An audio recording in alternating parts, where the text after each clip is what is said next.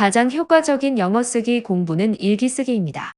처음에는 몇 줄 쓰지 못하더라도 조금씩 쓰다 보면 긴 글도 쓸 수 있게 실력이 향상됩니다. 자신의 생각이나 느낀 점을 정리할 수 있으므로 꾸준하게 일기를 쓰면 쓰기 자체뿐만 아니라 말하기에도 도움이 됩니다. 135년 전쯤 미국으로 유학 간 윤치호도 비슷하게 생각한 것 같습니다. 그의 표현대로라면 영어로 일기를 쓰는 이유 중 하나로 영어를 배우기가 신속한 까닭이라고 했습니다. 그의 영문일기 몇 편을 살펴보고 쓰기 공부에 도움을 얻도록 하겠습니다. 윤치호 영문일기 전체가 궁금하신 분은 국사편찬위원회 한국사립총서 윤치호 일기를 참고하세요. 영어 150 22강 30 윤치호 보고에서도 언급한 영문일기 첫째 날인 1889년 12월 7일 일기입니다.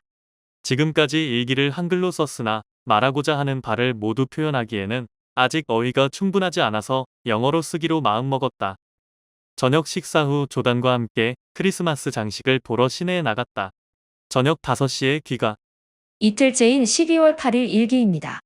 5년 가까이 중국 중서서원에서 서양인 선교사들에게 영어를 배웠기 때문에 영어 실력이 출중합니다. 스승인 서양인 선교사들이 직접 교수법으로 가르쳤고 그들과 교류도 잦았기 때문에 비교적 쉽게 배웠을 겁니다. 게다가 윤치호 역시 한국인들의 특성인 어학을 잘하는 기질을 타고났고 세종대왕님이 도와줘서 더욱 그랬을 겁니다. 발이 아파 교회에 갈 수 없어 마음이 몹시 언짢았다. 아르메니아 친구 제이콥이 찾아왔다. 이곳에서 사귄 절친한 친구 중 하나다. 특유의 종교적 결정, 순수한 행동, 친절한 성품으로 그를 아는 모든 이들의 사랑을 받고 있다. 그는 비록 가난하지만 하나님의 뜻에 모든 걸 맡기고 하나님의 섭리를 굳게 확신하기 때문에 부자들보다 더욱 흡족한 듯 삶을 꾸린다. 그가 말하기를 남부 사람들은 흑인을 짐승처럼 아주 경멸하고 흑인들이 계속 무지한 상태에 머물러 있기를 바란다면서 북쪽의 양키들이 생각이나 행동 면에서 더욱 포용적이라고 한다. 12월 10일 일기입니다. 노예제도나 종교에 관한 자신의 견해를 드러내는 장문의 내용도 있지만 다음과 같은 간략한 일상을 언급하는 내용도 있습니다. 지난 몇 날 동안은 방 온도를 높이기 위해 불을 피울 필요가 없었다. 스트롱이 지은 아워 컨트리를 읽었다. 이 책은 미국의 가능성과 위난을 다루고 있다. 12월 12일 일기입니다. 프랑스 혁명과 남북 전쟁에 대한 윤치호의 생각을 읽을 수 있습니다. 간결한 내용이지만 영어로 자신의 생각을 분명하게 드러냅니다. 베스커빌 박사는 소름 끼치는 잔혹한 참사에도 불구하고 왕족, 귀족, 성직자들의 폭정을 깨뜨리는데 프랑스 대혁명이 아주 큰 역할을 했고 위험에도 불구하고 노예제도를 파기하는데 남북 전쟁이 필요했었다고 말했다. 나도 그의 견해에 동감한다. 베스커빌 박사는 학생들에게 읽는 습관을 가지라고 말했다. 이 충고가 나에게 유익하기를 바란다. 이어지는 일기에서는 장문의 글로 조선과 조선인의 미래에 대해 고민하고 걱정하는 청년 윤치호를 발견할 수 있습니다. 윤치호 영문일기 초기 며칠분을 살펴봤는데요. 이 무렵 윤치호의 영어는 이미 완성된 것 같습니다. 윤치호 공부 이력은 영어 150 2부에서 상세하게 다룰 예정입니다. 지난 강의에서 남건이 영어책 소감문을 소개했는데요. 순전히 개인적인 생각입니다만 장차건이 영어 쓰기 실력이 윤치호만큼 발전할 걸로 봅니다. 중요한 건 담을 내용일 텐데요. 윤치호가 영어책을 본격적으로 읽기 시작한 건 20살 무렵인 1885년 중서서원에서 서양인 선교사들로부터 영어를 배우기 시작하면서입니다. 상해 조계에 있는 헌책방에 가서 값실싼 영문소설 책을 사서 읽기 시작했습니다. 건이는 11살이던 초등 4학년부터 그림책부터 시작해서 리더스북, 챕터북에 이어 다양한 읽기책을 섭렵했는데요. 언어표 영어의 읽기 공부가 현재 서구 아이들의 읽기를 모범으로 따라갈 정도로 매우 체계적이라는 점을 감안하면 충분히 가능한 일로 보입니다. 지금부터는 22개월차 부엉이 영어 공부를 시작하겠습니다. 후반부에 22개월차 사례 분석 자료도 소개하겠습니다.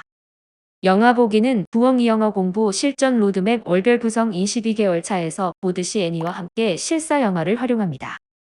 이번 달은 언어표 영어 공부의 목표이자 엄마 아빠들의 로망인 해리포터 시리즈입니다. 책으로 읽는 건 아직 멀었지만 영화는 미리 거론해야 할 것 같습니다. 놀랍게도 해리포터 시리즈 8편 전체의 흥행 수입이 무려 76억 달러에 달합니다. 사상 최고를 기록한 아바타 2편의 52억 달러에 못지않은 흥행 성적을 보였습니다. 참고로 스타워즈 시리즈 총 11편은 103억 달러의 흥행을 기록했습니다. 2008년 10월 24일자 한겨레 신문 노벨상 탐나면 책 읽기 교육 읽어야 기사에 따르면 1997년부터 2006년까지 10년간 소설, 영화 관련 캐릭터 판매를 포함한 전체 매출액이 308조 원으로 같은 기간 우리나라 반도체 수출액 231조 원보다도 훨씬 많았다고 합니다. 아기 분유값을 벌기 위해 책을 썼다는 조앤 K 롤링의 마법사 이야기가 전 세계적으로 해리포터 현상이라는 문화적 신드롬을 불러왔고 엄청난 부가가치를 창출하였으며 21세기 대중문화 역사의 한 획을 그었다고 할 수 있습니다. 이처럼 대단한 작품이지만 이 책을 대하는 우리 아이들의 반응은 양면성이 있는 것 같습니다. 엄청난 매니아가 있는 반면 음습한 분위기 때문에 꺼려하는 아이도 상당수 있습니다.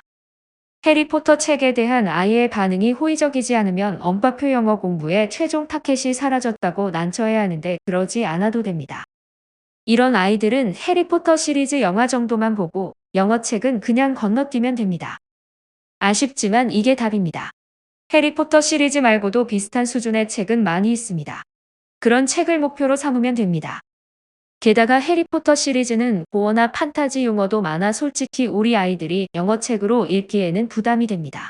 참고로 해리포터 시리즈는 미국 아이들 기준으로 초등학교 5학년부터 중학교 1학년 수준의 책입니다. 권당 약 15만 단어 정도로 두꺼워 부엉이 영어 학교에서는 벽돌이라고 표현하기도 합니다. 22개월차 집중 듣기는 본격적인 챕터북을 진행합니다. 호워즈 시리즈를 끝으로 22개월간의 집중 듣기가 대단원에 막을 내립니다. 호워즈 시리즈는 닥터 수스, 존 F. 케네디, 아인슈타인, 비틀즈 등 다양한 분야의 위대한 인물들을 만날 수 있습니다. 그런 만남을 통해 아이들은 인물의 생애와 업적뿐만 아니라 그들이 살던 당시의 사회적, 역사적 배경 지식까지 배울 수 있습니다. 권당 평균 8,300단어 정도이고 분당 속도는 145단어입니다. 브라스트 투 더 패스트는 일종의 대체 역사 챕터북이라고 할 수 있습니다. 주인공 에비게일과 3학년 5반 친구들은 월요일을 무척 좋아합니다. 특별한 여행을 하는 날이기 때문입니다. 매주 월요일이면 카루더스 선생님은 What if로 시작하는 역사적 사건과 인물에 관한 흥미로운 질문을 던지고 에비게일과 반 친구들은 답을 찾기 위해 역사 속으로 특별한 시간 여행을 떠납니다. 권당 평균 16,000단어이고 분단 속도는 162단어입니다. 매뉴얼 538에서 539페이지의 전체 챕터북의 시리즈별 레벨, 단어 수, 본문 녹음 시간, 오디오북 음원의 분당 속도가 나와 있습니다. 시리즈 개별 책의 수치는 매뉴얼 별책 부록에 있으니 참고하세요. 마지막으로 흘려듣기입니다. 전날 집중 듣기한 음원, 시청한 영화를 활용합니다. 그리고 22개월차 공부 사례입니다. 서진이는 읽기 단계에서 진행하는 그래픽 노블인 독맨을 마저 공부하고 제클린 윌슨과 로알드 달의 1만 단어 미만 책, 스마일이나 롤러걸 등 그래픽 노블을 몇 권 더 읽었습니다. 플랫 스탠리 시리즈에 이어 트리하우스 시리즈도 읽고 스톤폭스를 읽었습니다. 읽기 진행 상황이 무척 양호합니다. 오늘은 이만 할게요. 다음 강의에서 봬요.